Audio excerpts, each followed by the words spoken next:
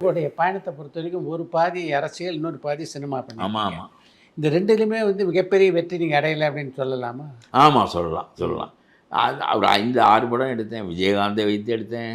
கமலஹாசன் எல்லாரும் ஒரு 5, 6 படம் எடுத்து பெரிய வெற்றிகளை அடைந்து, தலைகீழாக கவிழ்ந்து, அதனால நீங்க சொன்னது சரிதான். அதில வெற்றி அடையவில்லை என்று தான் சொல்ல வேண்டும். கடைசியில் வந்தது சேர்த்து போய்விட்டது என்றால் அது ரொம்ப மோசமான நம்முடைய கையில் இல்லை.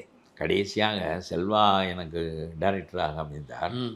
ரொம்ப நல்ல மனிதர். ரொம்ப நல்ல மனிதர். உண்மை, உண்மை. அவரு நான் மனிதன் இல்லையா, நான் அவன் இல்லை நான் என்ற ஒரு அவன் படம் எடுத்தார். பெரிய வெற்றி. அதை பார்த்து ரொம்ப மகிழ்ந்தேன் நான். அப்புறம் அவர் ஒரு சொந்த படம் எடுத்து 2 நாள் ஓடியது. அதற்கப்புறம் நான் என்னுடைய படம். நான் அவன் இல்லையை நினைத்துக்கொண்டு அவரை டைரக்டராக ஆக்குகிறேன். ஒரு ரூ. 10 நாம் செலவு செய்யலாம் என்று நினைத்திருந்தால், ரூ. 5 தான் செலவு செய்வார் செல்வா. ஆமா. ஆமாம். அது அந்த தரத்தையும் கொண்டு வருவார். அவ்வளவு தகுதியான மனிதர். நான் ரொம்ப நேசித்த டைரக்டர்களில் செல்வா ஒருவர். ஆனால் அவருடைய அந்த படம் 2 நாள் தான் ஓடியது என்று என்னுடைய படத்தை தேடுவார் இல்லாமல் போயிட்டார். அவர் எவ்வளவோ முயற்சி செய்தார் இந்த படத்தை விட்டு விட வேண்டும் என்று. நல்ல கதை, செல்வராஜ் கதை. அருமையாக ஒரு காதல் கதை எழுதியிருந்தார்.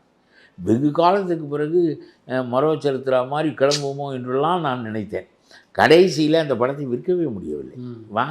பிறகு 70-80 லட்ச ரூபாய் செலவழித்ததை ரிலீஸ் செய்ய வேண்டும் என்பதற்கு எனக்கு தைரியம் இல்லை. இன்னொரு பெருங்கடனாக ஆகிவிடுமோ என்று சொல்லி அத்தகைய நிலை ஏற்பட்டது.